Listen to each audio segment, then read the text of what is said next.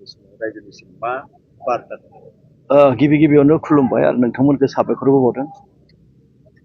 गोहोनि देबि बा दुर्गा देबिनि जि फोरबो मैयानिफ्राय जाबाय, बेखायनो आं बयनिसिमबो गोसो गोरबो सिंनिफ्राय गाहाम हामग्लायनाय बावदों। आरो बे दुर्गा देबिखौ जों जिहेतु गाज्रिखौ फोजोबनो, मोजांखौ गोजोनखौ लाबोनो होनना फोथायो, बेखायनो आं नोंथांमोननि गेजेरजों बेखौनो आसा फारिदों, मिजिंथिदों जे गाज्रिया जोबलांथों, जोंनि गेजेराव गोजोनथि, फोथायलायनाय, खौसेथिया जाहाथे बे दुर्गा देबिनि फोरबोनि गेजेरजोंनो बयनिबो गोसोआव उजिखाङो, बेखौनो आं नोंथांमोननि नैबे मिडियानि गेजेरजों हास्थायबाय। गोबां नंगौ, बियो जुग जुगामिनिफ्रायनो जाबोबाय थानाय हिन्दु सनातन धोरोमनि मोनसे फोथायनाय। दुर्गा देबि बे समाव फैयो आरो दुर्गा देबिनिखौ लानानै मोनसे फोरबो थासारिया फैयो। आरो बेहाय अबयसे दायो आरो दानि आरो गोदोनि गोबां फारागथिखौ जों नुनो मोनो।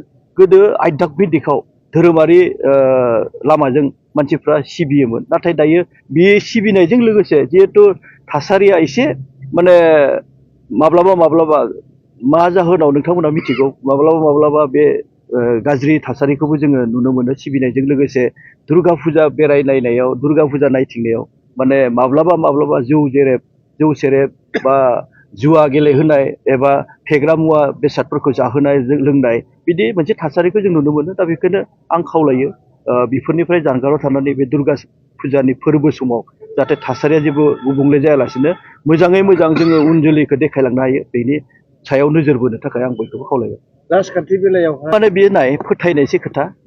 राजखान्थि, रांखान्थि, समाजखान्थि बेजों खोथा गैया। बियो राजखान्थिजों धोरोमा जेबो सोनारलाया। बेयो जिहेतु फोथायनाय, बेखायनो राजखान्थियाव बहाबा राजखान्थियाव जोङो थायोब्लाबो बेयो फोथायनायनि गेजेरजों बे सिबिलांगोन, जालांबाय थागोन, बे मोनसे। आरो समाजखान्थियाथ' बेनो जे गुबुन मोनसे जोङो बेहाय जोंनि अन्तत बे बड'लेण्ड ओनसोलाव माने गुबुन हारि माहारिजों माने एखेलगे थालायनाय हिसाबै दा बे गुबुन हारिनि सिबिनायब्लाबो गुबुन हारियाबो एसे बेहाय माने सरजाबफानो गोनां जायो बा थांफानो गोनां जायो। दा बेखायनो जोङो बेहाय नुनो मोनो जे गुबुन धोरोम, माने धोरोम बा माहारि गासिबो बयबो लोब ओंखारनानै दुर्गा फोरबोनि जिथु थासारि बा बे मोनसे समाव माने बेरायलायनाय, दिन्थिलायनाय, बे मोनसे थासारिया जायो। नंगौ, बेजों लोगोसे रांखान्थिनि अनेक रांखान्थिनि खोथा फैयो। मानो होनब्ला बेहाय थांनाय लोगो लोगो नोङो आगोलावथ' जोंनो आइ आफाया नायनो थाखाय 10 थाखा 20 थाखा होनानै थिनहरोमोन, जिलापि जाना फैयोमोन। नाथाय दाथ' बे नंला। दा थांनाय लोगो लोगो नोङो अन्तत 500 थाखाया नोंहा थांथारो। गथ' गथायनि खोथा थाबाय, नायनायजों लोगोसे जिलापि जाहोनाय, माबा माबि बायनाय। बेखायनो रांखान्थिया एसे बेहाय मोनसे हेम्पार गोग्लैयो मानसिफोरनि माबायाव।